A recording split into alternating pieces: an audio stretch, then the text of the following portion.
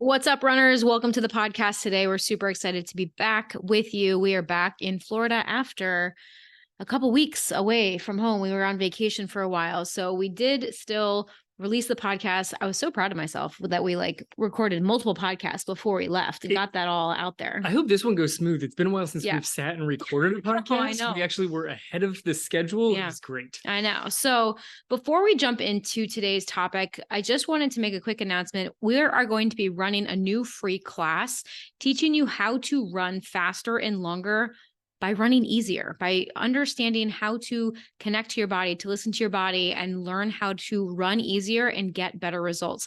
So if you want to be the first one to know about that class, it's going to be happening in 2 weeks. Head over to our website, realliferunners.com, scroll all the way down to the bottom of that homepage, and you can enter in your name and your email address so that you can be the first one to know when registration for that class opens. But we'll be giving out some more information here on the podcast.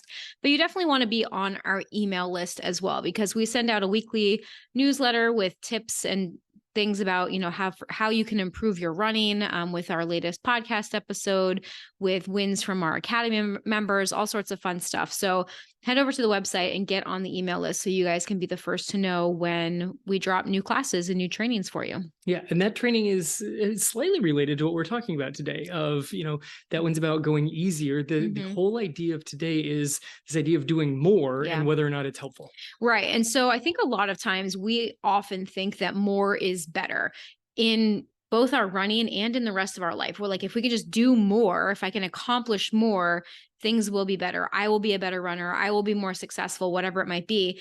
But even though a lot of times we think that more is better, sometimes it's not. Sometimes more is just more, and sometimes more is even worse for us. Yeah. And I mean, that applies to all aspects also. Sometimes putting more things onto the checklist that you need to get done that day allows you to get more things done. Sometimes it allows you to check fewer boxes because you're just overwhelmed by the giant list of things in front of you. Oh my gosh, you're like calling me out so bad. Sometimes I just did not mean to. It's okay. You can totally do it. I do it to you as well. But I totally do this. I totally fall into this trap of wanting to just do more, wanting to check more boxes. And oftentimes that does lead me to not accomplish some of the bigger things that I need to do because I'm doing all of these little things that superficially seem like they're checking boxes, getting things done, right? Getting things done. And it gives me that feeling of accomplishment. I get that dopamine hit from checking those boxes.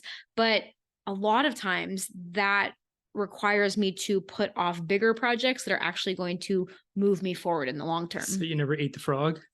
Oh, yeah. I don't like that analogy. I mean, I understand the analogy. I do like the analogy. I just don't like frogs. Yeah, I know. That's probably why you didn't eat the frog. I know. But I mean, just in case anybody's not sure of that one, it's the whole idea of look at your list. Whichever thing you don't want to do at all, you have to start with that. You got to do that first, right? So otherwise, you just check every other box and be like, oh, I ran out of time to do that one. Right. So the whole idea of the eat the frog concept, this came from a book that we read years and years ago. I think that's actually the title of the book is Eat the Frog. I'm sure it is. And big disgusting frog on the cover. Right. So the whole idea is that you have to eat a frog today or the next day. And if you keep putting it off, then all you're going to think about all day long is the fact that you have to eat this frog. And even though you have other things to do, you're always going to be thinking about the fact that you have to eat the frog. And if you just get it done and do that thing first, just suck it up, eat the frog at the beginning of the day, then you can go on with the rest of your day and you don't have to think about it anymore because you've already gotten that big thing accomplished. Yes. All right. Then you're not just putting more on your plate to push the frog away. Right. So today we want to talk about when more is better. We want to talk about when more is just more and it's kind of neutral, or when more is actually worse for you, because oftentimes more can lead to improvement, but it can also lead to injury, burnout, and exhaustion. And there's this sweet spot for all runners. And it's this place where you're doing enough to challenge yourself, but you're not overdoing it and breaking yourself down. So how can we find that sweet spot for ourselves? Because unfortunately, that is different for every single runner out there, right? There's not one clear-cut answer. It'd be great if we were like, oh, all you have to do is run 25.6 miles per week, and you have to do 32 minutes of strength training and blah, blah, blah, blah. And this weight and this pace and this effort level. And does not work that way because we as humans are individuals and we all adapt differently. I like the engineering voice that you put on there. It's very nice. It's really good. But no, there's not that formula. And beyond it being very individual, it also within one person, it could change within a year, like from the start of the year to the end of the year. Maybe the heat training over the summer changes what is the appropriate amount of miles for you to be doing. Absolutely. And effort levels. Like it all changes depending on so many different circumstances, not just from person to person, but from one part of the year to the next, from one season to the next. Absolutely. So let's start off when talking about when more is better, okay? Because there are definitely times that you will gain improvements in your running or in other areas of your life by adding more to your plate. Because a lot of times we don't do enough. Like there are times where we set goals and we don't do what we need to do to actually achieve their goal. And if we're not doing enough to achieve that goal, then that's going to lead us to not reaching that goal or not reaching our true potential because we're not doing what's necessary. And we've talked about this on the podcast before. And for a lot of us, especially, we recreational runners, there's a lot of us that can benefit from doing more, but not just for the sake of doing more. When we add things to our training plan, when we add things to our plate, to our life, we want to make sure that we're still adding the right things so that we can benefit from them. Yeah. And most of what these things are that should get added in are very fundamental things. It's not like, oh, well, I want to add something else to my training plan, so I'm going to do this super complicated, involved workout because I saw somebody do it online. It's probably something very, very simple. It's probably maybe an extra 5 minutes onto each of your runs during the week and just literally increase the time running. Can 5 minutes really make that much of a difference? If you're running 5 minutes on each run, you run 4 times during a week, that's an extra 20 minutes during the week. That's going to start adding up quickly. Like it really does. And you're like, oh, but if I do 5 minutes and then I figure out how to fit that schedule, and a couple of weeks later, when I've adapted to it, if I add another 5, now suddenly you've added a whole lot of extra time to it without really damaging your schedule too much. And it's one of the easiest places for people to go. Now, don't get me wrong, and don't stop the podcast now and be like, I've got it. I'm just going to add all the miles to my plan, because I lived in that world for a while. I'm like, I just see as many miles as I can possibly run. But there's a giant asterisk at the end of as many miles as you can run while still comfortably handling all the other things that should go into your training plan and your life. Yeah. And I like that you started off with just adding in some more time in a small amount of time to our running, because like we talked about on our episode last week that we released with Elizabeth Scott, she from Running Explained, she came on, we had a great conversation. A lot of the mistakes that we see newer runners, especially making, but really runners of all experience levels, are thinking that they need to get fancy before they actually do. So I love that you started with the basics, just adding in some more easy mileage. We're not talking about pushing harder. We're not talking about more speed work. We're just talking about 5 more minutes of easy running, and starting to add those types of things in. Those basic things can really make a big difference in our fitness. I was listening to the podcast with the two of you chatting. And one of the things, because you guys highlighted how newer runners often want to jump and do something that's cool and new.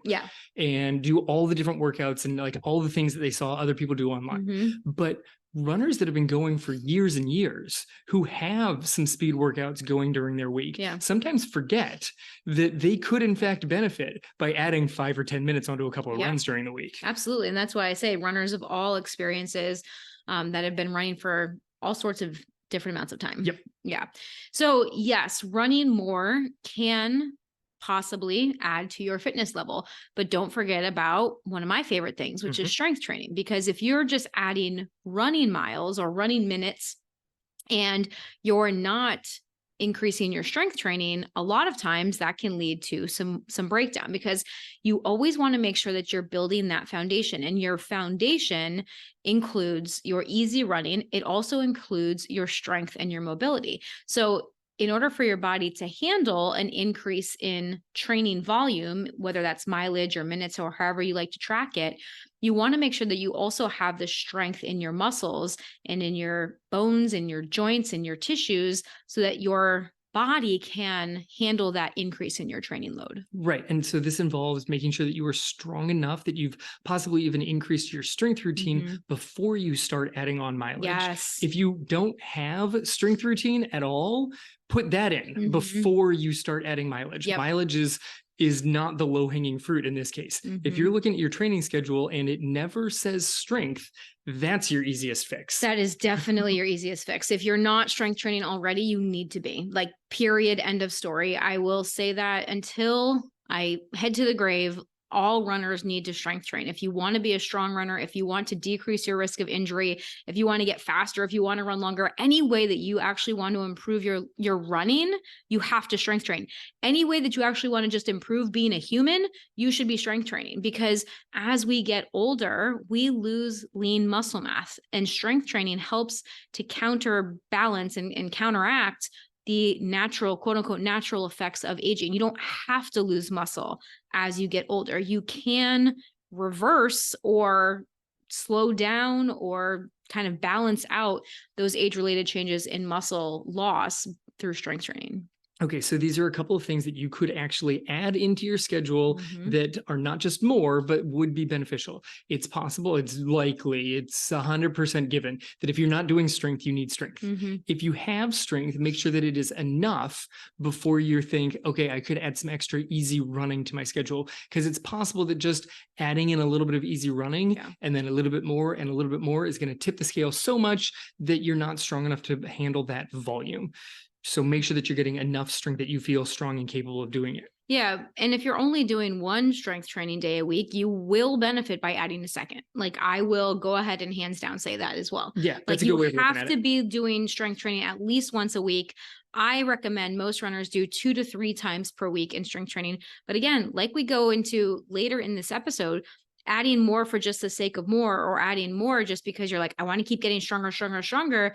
There are points where it starts to go in the opposite direction. Okay. But if you're only doing strength training once a week, you can definitely add in a second strength day, maybe even a third, depending on what you're training for right now or what your future goals are. All right. Fundamental number 4 that does not take a huge amount of time and will actually be beneficial to you. So it's more for benefit without putting in a huge amount of more is drills.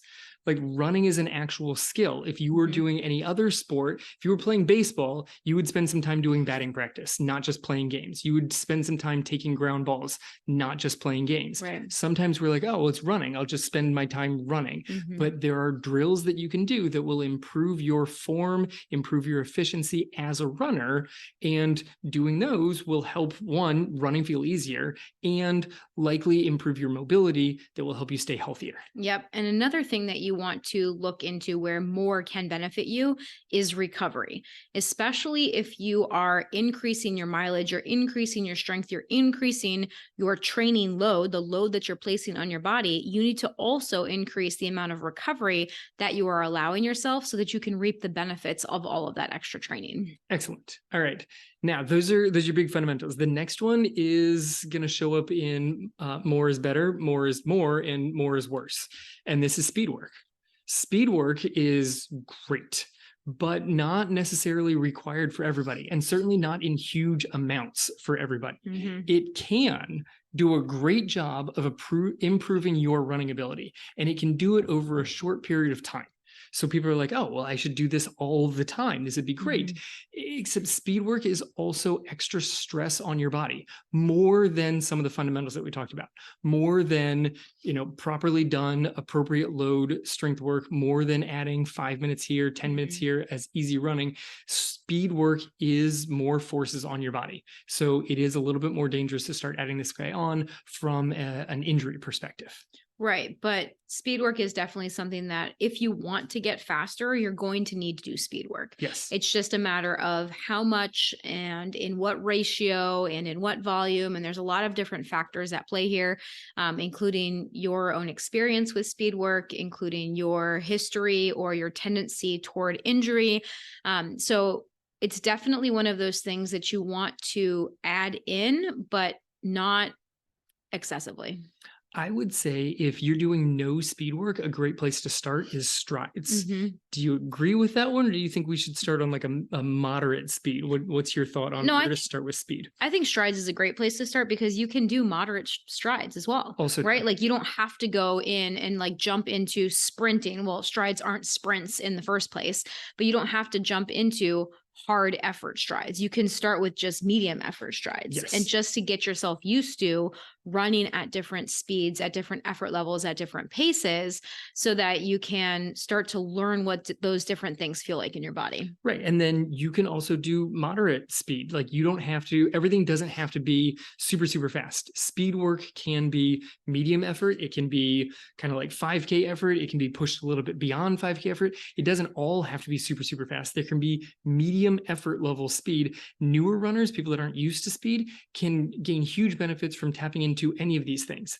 I used to think when I was training for a 5K that I had to get speed work that summed up to 3 miles worth of speed work on the day. I think some of this came from my not really paying attention in high school as to how the workouts worked out. I'm like, no. If I'm racing 3 miles, I need 3 miles worth of speed work. Definitely not the case. If you're starting at 0 speed work, then adding in a half mile, a mile worth of speed work into your week somewhere. We talk about the 80-20 principle, about 80% easy and 20% at that medium or harder effort.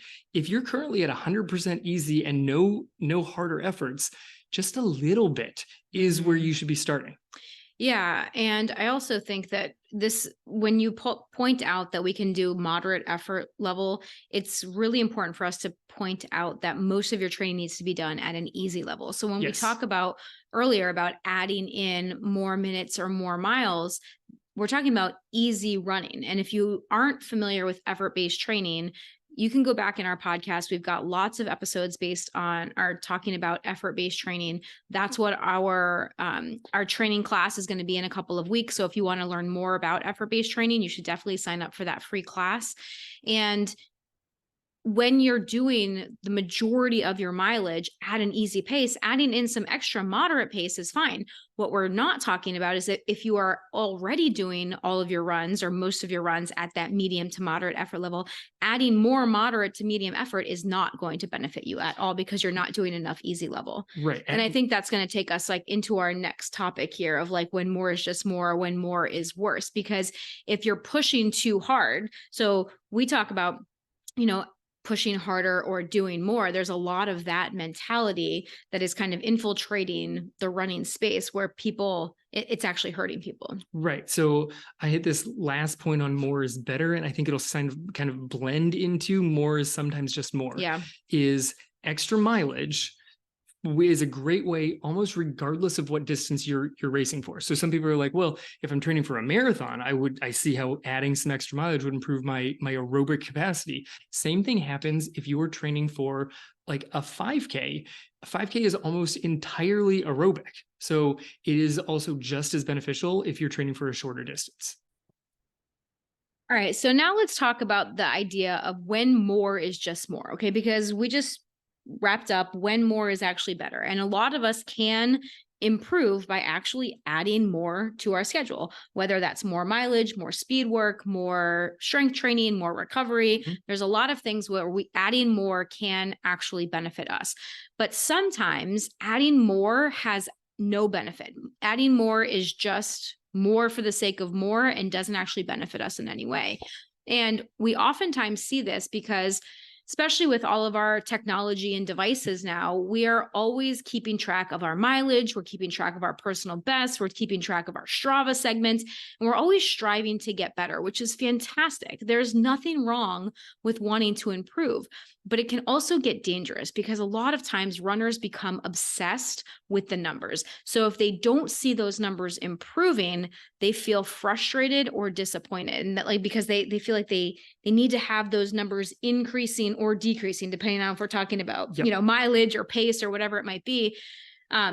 if those numbers aren't changing and aren't improving, they feel like, oh, I better do more. Right. And I mean, one of the easiest ways on this one is tracking how many miles you run over the course of a week or a month. I know the app connected to my watch does this. Strava does this. It lets you know over the month. It gives you a nice, pretty bar graph. And you can see the bars for the last 12 months, and you can see what your current bar looks like. You're like, well, that looks like it's shorter than last month. Oh, yeah. I didn't check my July. I better start ramping up my mileage to make sure that it's bigger than the last month. Why? There might have been a valid reason why this month's bar is shorter. And just looking at it, and this is I think the problem with looking at the numbers, is it takes away all of the other things that go on in your life. Yeah. If you just look at it and you're like, oh, last month I ran 100 miles. This month I'm on pace to run 80 miles. That's not good. I need to ramp my mileage up. That's not a valid reason to ramp your mileage up. Right. There was probably a valid reason why it dipped in numbers. So look into that before you just think to yourself, I have to put more miles on it. Otherwise, it's just more miles because you did something the month before. So you have to do a little bit more this month. That's not a good reason to go up. Yeah. I mean, it can be. I think it can be, because I think that mileage and tracking mileage is a way that some runners like to challenge themselves. Sure. Right. They want to beat last month because in their minds, if I'm running more mileage, that means that I'm improving. And that's where the fault is, right? That statement right there is where the fault is. Yes, you are able to run more miles, but does that mean you're actually improving? Does that mean that your endurance suddenly got that much better if you did one more mile this month than you did last month? I think that that's where we have to watch the associations that we're making in our mind between the numbers and what we're making those numbers mean. Just because you ran more miles this month, does that actually mean that you're improving? It might. Right. It might mean that you're more fit. It might mean that your endurance has improved because you are able to do more, but it might not. It might be you just increasing mileage for the sake of mileage, but you're actually not improving your fitness in any way. Well, it depends on what it is that your goal is to get out of that month. Yep. If you planned out the month and you're like, I'm going to increase my mileage this month to try and increase my overall endurance base. I built up some strength, so I'm pretty sure that I can add a little extra mileage. I definitely want to see an increase in mileage number from last month to this month. Then yes, you should see an increase in it. But if you're trying to stack month after month after month where it just gets a little bit higher each month because you think that's going to do something, it may or may not do something. At some point, you might cross over that threshold where you're not gaining extra benefit from putting the miles on because it's adding so much stress. And to go back to what we talked about when more was better, maybe you're hitting the more miles, but you're doing it at the cost of some of the other fundamentals. You're doing it at the cost of some speed work, some recovery, some strength training, some drill work, some mobility work. If you're doing more miles at the cost of something else, that might not be as effective. Right. But you can actually get a lot more benefits by staying at your current training level. I think that oftentimes we as runners like to level up. Right. Like we're like, oh, okay, great. Like I just hit my PR. That means that I should be running more miles, or my training paces should change, or I should be having longer workouts. Like you were saying, before when you said I have to be doing at least 3 miles of speed work in this workout. Maybe you don't, right? Maybe you get a lot of benefits by just staying right where you are. And I think we've definitely seen this inside with our clients. They think that as soon as they hit that PR, that all of their paces need to be adjusted, or that they should automatically increase their mileage in order for them to move up to the next level. And we very often have to tell people, no, we're good here. There's still a ton of benefits that you can gain just by doing the same thing over again. And do we make little changes? Sure, no problem. But a lot of times for us recreational runners, one cycle, like one training cycle of doing this one thing is not enough to realize our full potential. Like when you think about Olympic athletes, they train for years and years and years. And so much of their training is just repeating the same thing over and over and over again. 4-year loop. Yeah. Right. Like, and this is, but for some reason we think that, oh, well, I'm improving, so I have to change a bunch of things, when a lot of times we don't need to change things. We don't need to add more. We can gain a lot of benefits just staying right where we are. Yeah. I mean, you look at a lot of elite level marathon runners, they essentially have the 6 weeks before their marathon repeats every time. They're like, this is my goal marathon for the year. Yep. So I'm going to repeat the exact 6 weeks that I did before the last one, unless something went like catastrophically wrong. And then even then, they make small adjustments. Like, that workout left me so tired that I couldn't hit the next couple ones after it. So maybe we adjust that one workout. But for the most part, it's this familiarity with it. It's this comfort in the lineup of workouts. They've got always the same workout that they do 3 weeks out before the marathon. And then there's the last long run, exactly how it goes. They're trying to hit something that is so repeatable that they know that that's how it builds up. And that doesn't mean they're not going for faster times. They're always going for faster times. Right. But it's those exact workouts with the same volume that sets them up for greater success. It's also beneficial to tap into effort-based training off of this.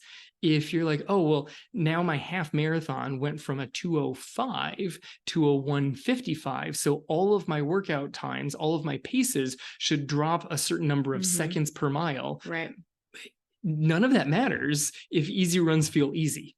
If moderate runs feel like roughly a level 5 out of 10, then the exact paces don't really matter so much. You can keep a good eye on, your race times. You can keep an eye on your overall volume and things like that. But exact paces from the day to day fluctuate so much. Yeah, exactly. And so I just really want to highlight this, because this is when I think that so many of us fall into this trap. Like, I think that so many of us think that once we finish a training cycle, once we complete a PR, we hit a goal, that we need to level up. And we don't always need to do that. Well, I mean, here's a little real life example. So our washing machine is not working the darn washing machine super effectively right now. No, it's not. Especially if we throw sheets into it. The sheets tangle up on themselves. Yeah. So our daughter's sheets got washed a couple days ago. Last night. And and the sheet wrapped around the fitted sheet wrapped around one of the other sheets. Anyway, so it goes through the spin cycle and they don't spin themselves dry. So they're still like soaking wet in the washing machine. And she took them soaking wet from the washing machine and put them right into the dryer. One load of the dryer did not fully get the water out of the sheets. Yep. Went for it again. 2 loads did not fully get the water out of the sheets because there was a comforter with it and it was holding so much more in there. Right. Sometimes you just need to keep running the cycle. Eventually, you'll be able to wring everything out of it. But it's very likely that 1 3-month training cycle has not wrung all of your ability out of that cycle. Yeah. And sometimes you need to go in there and take the big heavy comforter out and just let the sheets be by themselves, to actually let the sheets dry and then do the comforter separate. Or sometimes you have to go in and untwist all of the sheets because Kevin said to me, like, he was going to go fix everything. He was going to go take out the sheets and do it all. And I was like, no, let her do it. We're trying to raise independent kids. She can do this, and he's like, they're going to be all twisted. I'm like, okay, then that's what's going to happen. Like, it's going to be okay. And I think that some of us oftentimes are stubborn that way, right? Yep. I know I am, where we're like, I'm going to do it myself. And like, that might mean that we have to go through several cycles to get the sheets dry, or to reach our full potential in this case. Well, I mean, the other thing, like to bring it back to a running training cycle, is it possible that during that cycle that there were a couple of days that didn't go well for you, or that you missed? It's unlikely that over a 3 or 6 month training cycle that every workout felt great.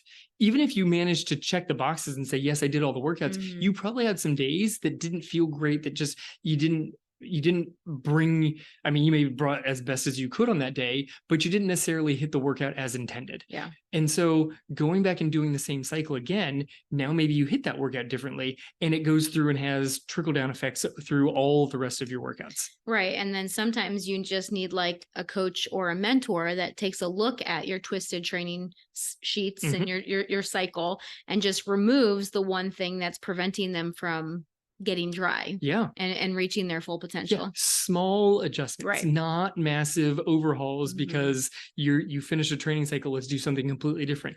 Often it's small things. Sometimes it's time to shift and do something different, but very often you can make very small adjustments or repeat. Which is funny because sometimes, like when we have people come into our program or with, people that we've worked with in the past, and we're like, okay, we're going to make some of these small tweaks, or even just with clients that we've been working with for a few years now, we're going to make these small tweaks. They often are like, well, what is that going to do? Like, is that going to be enough? Like, I'm already doing all these things. You're just going to, like, people oftentimes want a large overhaul for some reason because they think that that's the answer. Like, I haven't made progress. I've been at this plateau. And it's like, yeah, but if we can make these small, tiny tweaks, you're going to all of a sudden, it's like unclogging the toilet. Let's just use all the metaphors from our house this past week, right? Excellent.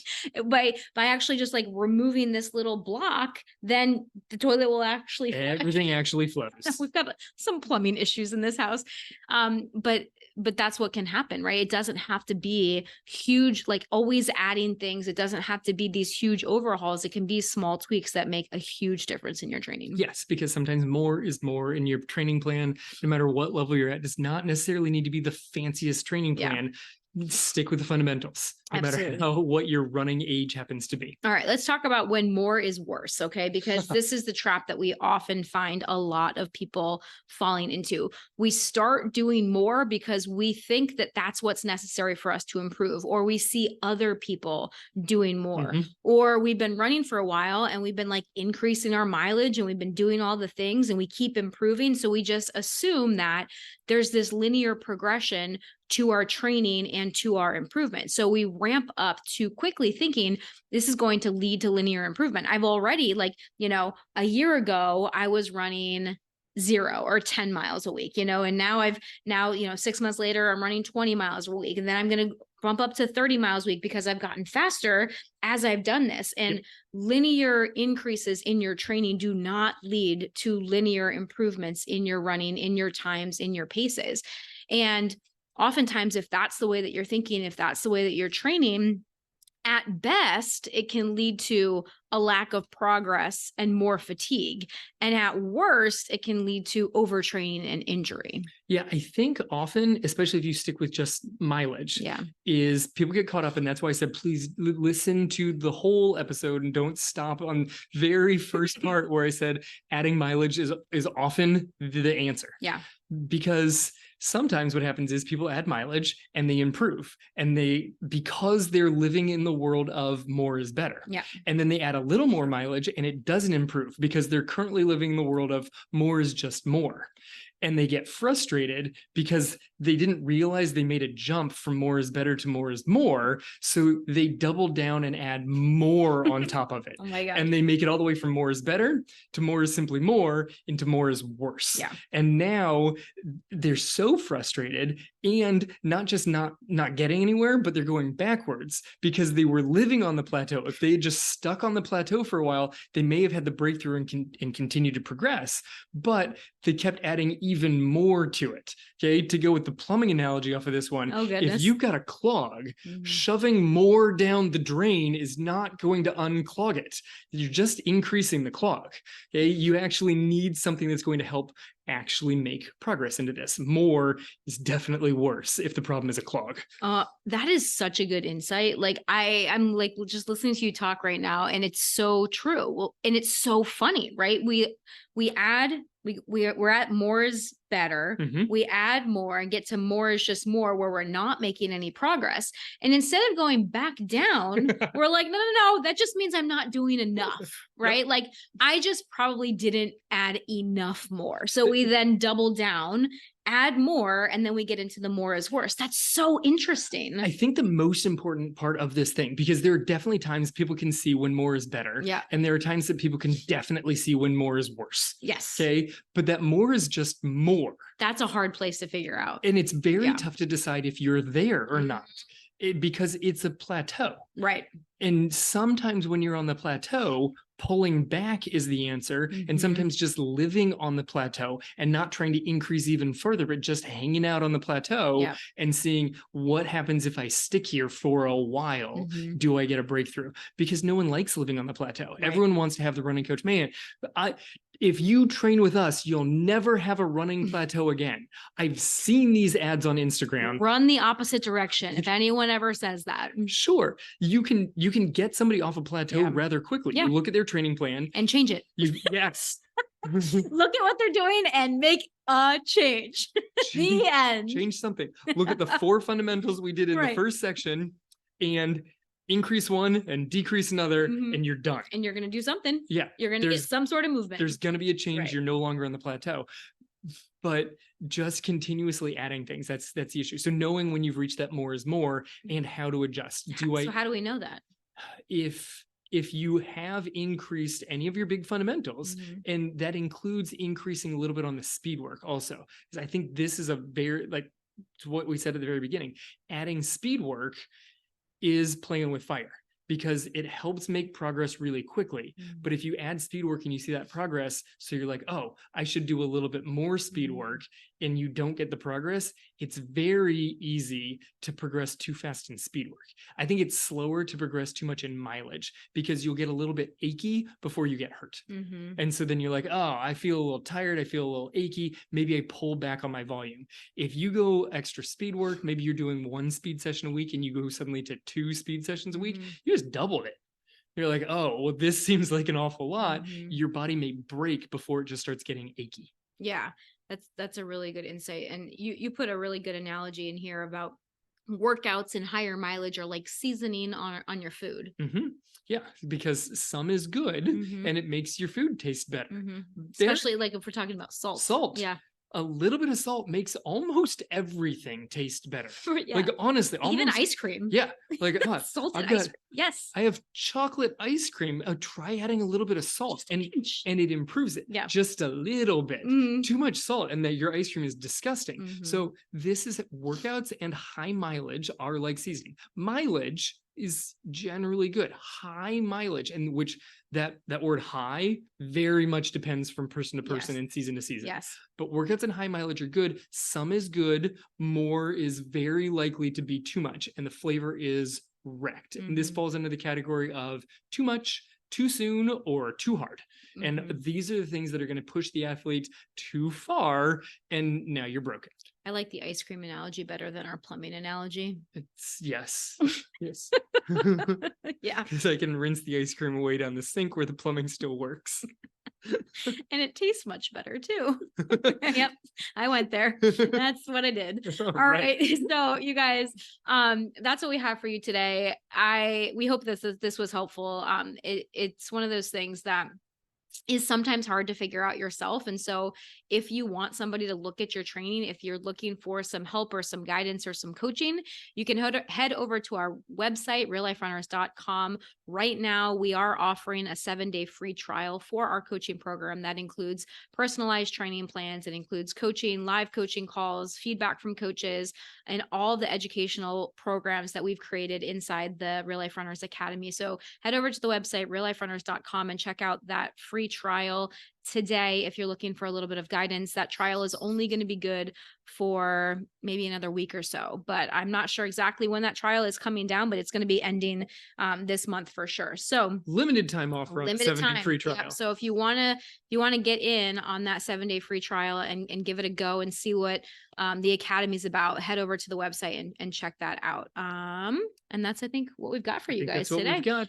So as always, you guys, thank you for joining us. If you found this episode helpful, please share it with a friend. And if you haven't yet, please leave us a review on Apple Podcasts so that we can reach more runners and help them improve their running and their life. You can do that over on Apple Podcasts.